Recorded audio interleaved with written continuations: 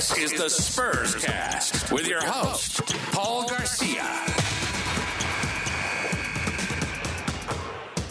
And welcome back to another episode of the Spurscast. In this trade deadline edition episode of the Spurscast, I will be recapping the moves the San Antonio Spurs made at the trade deadline, and then also their options going forward for the remainder of the season, and then an early look ahead to the offseason for San Antonio. So for the Spurs, it was a very quiet trade deadline day right until the last few minutes of the deadline is when they finally made a move. And so let's go ahead and do a quick recap of how this day began. So throughout the day Thursday, it was relatively quiet, like I mentioned, for San Antonio. They actually put out their injury report for their game against Orlando on Wednesday out fairly early. And on that injury report, none of these Spurs players that had been mentioned in rumors, Doug McDermott, Cedi Osman, or Devonte Graham, none of those players were on the injury report. So going into this game against Orlando, it looked like, they're going to have those three players available. Normally if maybe a trade's on the horizon, they might put that players out with injury, or they might just write not with team. And so again, going into that injury report on Thursday morning, it looked like, hey, everyone's going to be available. Maybe no one's going to get moved.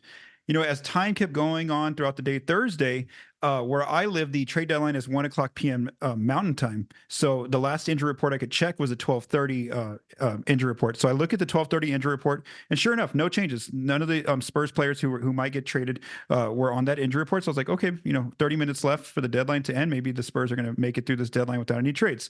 Well, nope. Within like the last 20 minutes, Adrian Wojnarowski of ESPN reported that the Spurs had agreed to a deal with the Indiana Pacers to move Doug McDermott to Indiana in exchange for Marcus Morris Sr., who's getting moved from Philly to Indiana, and then also a 2029 second-round draft pick from the Clippers, and cash as well for Doug. So again, this trade, as I'm recording this now at 2:37 Mountain Time, this trade isn't actually official yet. The Spurs haven't sent out their press release. I'm waiting for that to happen. If it happens, I will. While I'm recording, I have my phone by my side, so I'll definitely read whatever details the Spurs put out. So this is just based on various reports of the draft pick. Details. So again, it's a 2029 second round pick from the Clippers that Philly's getting from Indiana. Yeah, or Indiana's getting from Philly. Anyway, so salary wise, this works. Marcus Morris, his salary was 13% of the cap. Doug's salary was 10% of the cap, and so that works out just well for both teams. And now, where does it put the Spurs for the remainder of this season? It puts them $4.4 million over the salary cap.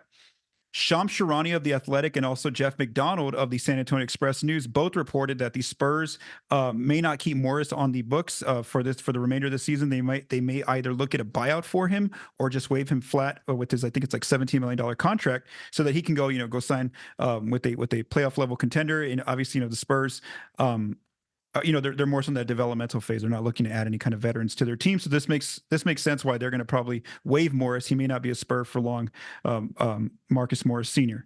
Now, we do want to note, though, that that March 1st, in a few weeks here, is the playoff eligibility deadline. So any veteran player that wants to sign with a playoff level team, they need to be waived by their current club by 2 days before that deadline. So I think it's like February 27th, February 28th, somewhere around there.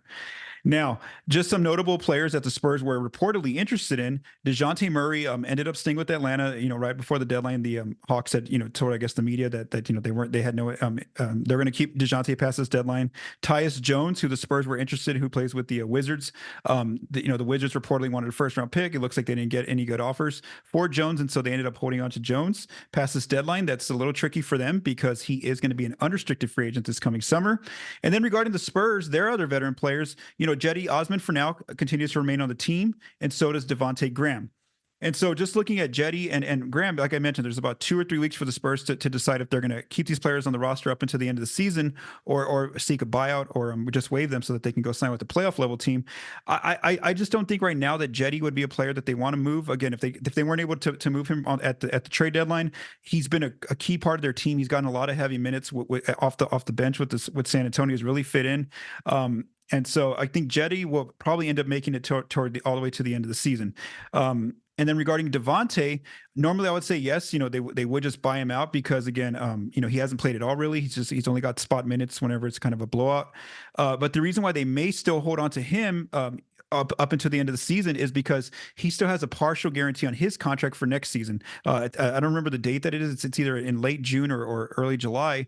And so basically they may want to hold on to Devonte up until the end of the season. Then when teams are, the playoffs start, teams that are out of the playoffs, like the Spurs will be, they can start making some more trades before the draft comes or around draft time. And so maybe they might hold on to Graham just to see maybe there's someone out there that wants to take on his contract right before they have to waive him in either late June or early July. So that's why I could see both Cedi and Devonte staying on the team up until the end of the season. But again, if they want to give those players their chance to go try to win a ring or go sign with the playoff level team, then maybe they do pursue a buyout with either of those players in these next 2 to 3 weeks, or just waive them flat out, and that way those players can become unrestricted free agents and end up signing with the playoff level team. So again, Doug was the player that got moved, and the Spurs likely are opening up a roster spot by waiving or buying out Marcus Morris's contract.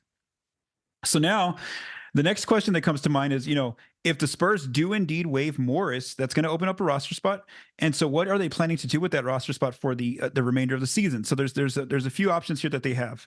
One of the players that a lot of Spurs fans are excited for, if the Spurs have interest, again, I haven't seen any substantial reporting that the Spurs have any interest in this player, is that on Thursday, before the deadline ended, the Detroit Pistons, there was reported that they are going to waive Killian Hayes. Now, he hasn't officially been waived yet, but again, we do expect that to happen.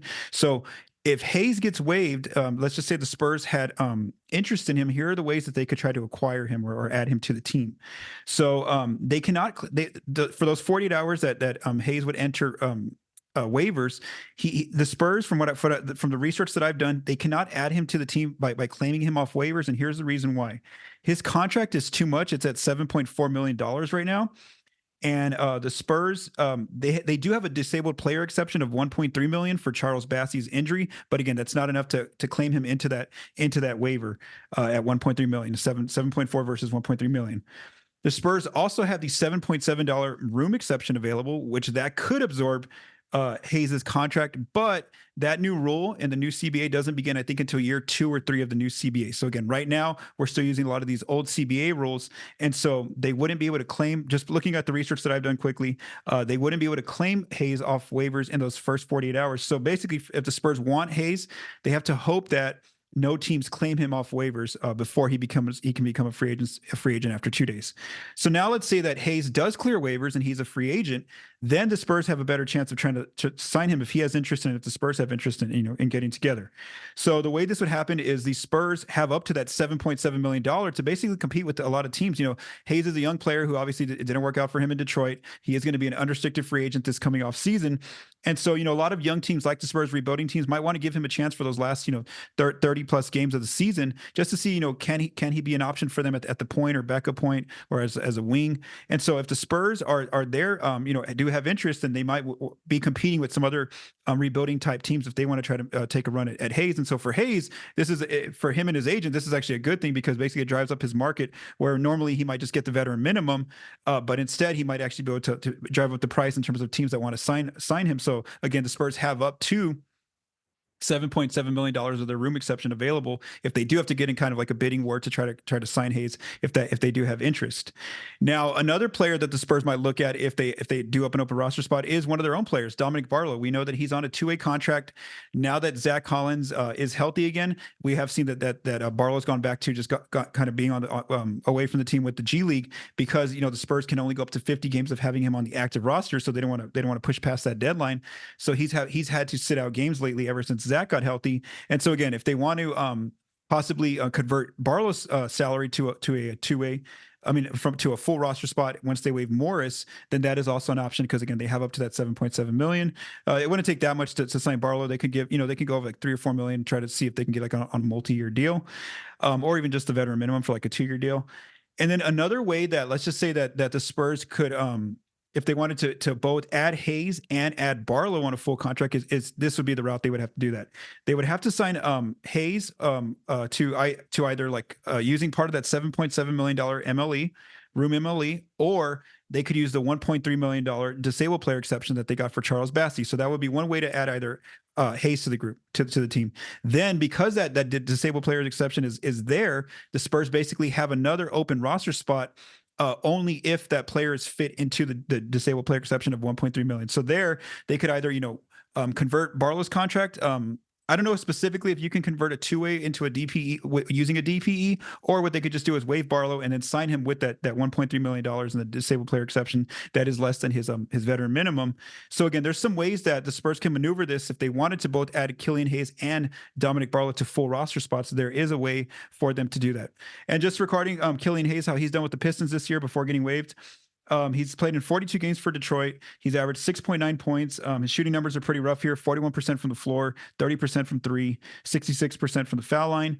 2.8 rebounds. What he's mainly known for is his creativity and passing the ball. So he's averaging 4.9 assists to 1.2 turnovers, almost a steal per game, 0.9 steals per game, and 0.5 blocks in just 24 minutes. And he is a taller player for that point guard position at 6'5". So again, we'll kind of see now going forward. This is the kind of the next thing to watch is who do the Spurs waive any of their own veteran players and allow those players to go on to playoff teams, or do they try to go explore the buyout market and try to get Killian Hayes or just even some of those other free agents that are going to be available, because there are going to be a number of free agents that are going to be joining unrestricted free agency. And look right here, Woj just tweeted that the Pacers are waiving Corey Joseph. Again, I don't think Corey Joseph's coming back to the Spurs, but again, there's just a lot of different players entering the buyout market right now. All right, so now that we've gone through the trade the Spurs made, the options they have going for the remainder of this season, let's just talk about some early look aheads to the offseason whenever the season does officially end and June and July get closer with the draft and free agency. So right now, based on this move of moving Doug and Morris, it doesn't really affect the Spurs' cap situation for this coming off season, because Morris was going to be an unrestricted free agent just like Doug was. So they were kind of in the same boat there.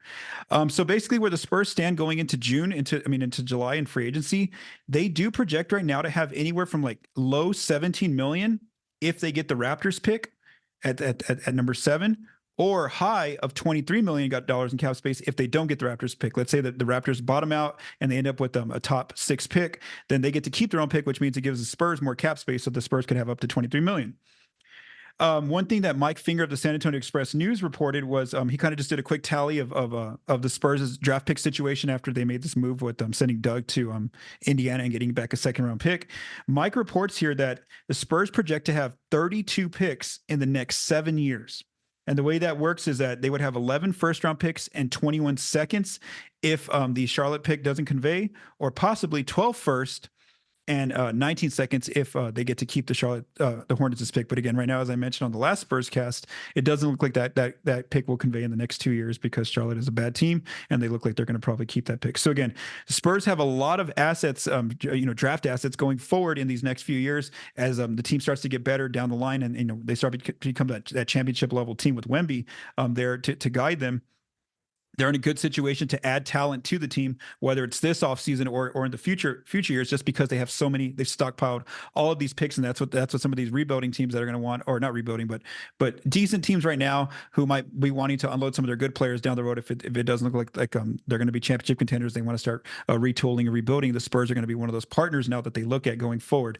And so just looking at 3 of the players that the Spurs might have missed out on this trade deadline, Dejounte Murray, obviously we know that the Spurs had interest. They can still go after him in the offseason. That there's no problem with San Antonio trying to pursue him in the offseason. We do know that his 4-year extension does kick in now beginning in June. I think it's like at 28 million, somewhere around there. So Dejounte's extension does kick in. So the price to acquire him is going to be a little bit more in terms of salary. But again, regarding draft assets, the Spurs have have enough to make a deal with Atlanta. And then even if the Spurs wanted to get really interesting here in the offseason, I know a player that it's been written about, but again, there's been no reporting that the Spurs want this player, is Trae Young. I mean, maybe the Spurs don't even go after Dejounte. Maybe in the summer they try to go after Trae Young. Again, they're in very good position to do that. They have some movable contracts that are close to Young makes $40 million this season, so the Spurs have a few players who are close to $20 million. So again, if you can put like one player plus use your cap space to get Young, or use like 2 players making close to $20 million and try to get Young, plus all the picks that the Spurs have. Again, if Atlanta wants to go more so in a rebuilding mode after they finish this season out, if it doesn't go well for them, and they look look at, Trae Young offers, if they want to try to move him again. The Spurs are one of those teams. If they have interest, they can put a really good package together for Trae Young if that's the case. And then even if the Spurs don't go for like a splashy move like Dejounte or Trae Young, there's also still Tyus Jones available because again the Wizards didn't move him. He is going to be an unrestricted free agent this coming summer, and the Spurs have multiple ways that they could try to pursue Tyus Jones if they really wanted to pursue him. Try to sign him. They could either use the room MLE that they're going to have this coming summer, or all that cap space that they have, that 17 to like 23 million. They could try to find a decent range there for Tyus Jones if they want him. And then something that was reported on Thursday morning by Michael Scotto of Hoops Hype was that he reported that both Trae and Tyus, current Spur Trae and Wizards Tyus Jones, they've actually discussed, according to his reporting, the idea of one day playing together. Again, maybe not this season, but at some point down the line, they do want to be on the same team together. So again, if Tyus wanted to come to Spurs, and we know now that the Spurs had interest in him, then again they could possibly San Antonio could definitely pursue him this offseason, try to add him to the team while possibly still keeping Trae Jones there. So they could have a Trae Jones and Tyus Jones either starting and backcourt there for the Spurs if they wanted more so take that slower approach to rebuilding rather than going for the more aggressive approach and maybe going after a guy like Trae Young or Dejounte Murray. All right, so that kind of wraps up the Spurs' trade moves. Again, I'm recording this episode now. It's 2:51 Mountain Time. I haven't seen the Doug McDermott trade made official yet. Again, it will be made official at some point, but I wanted to have that happen during the recording so I could have the latest details. And there hasn't been any mention yet if the Spurs intend to either buy out Doug McDermott or Cedi Osman's contracts. So again, we'll kind of see what happens now in the next few days as the next thing to watch now is that playoff eligibility deadline on March 1st. Not because the Spurs are going to make the playoffs, but because, again, some of their veteran players might get released and then they can go join a playoff level team. All right, so thank you for taking the time to listen to this episode of the Spurscast. If you like what you heard, please subscribe, rate, and review on YouTube and your favorite podcast apps. This episode was written, recorded, and produced by Paul Garcia. From all of us at Project Spurs, stay safe and have a great day.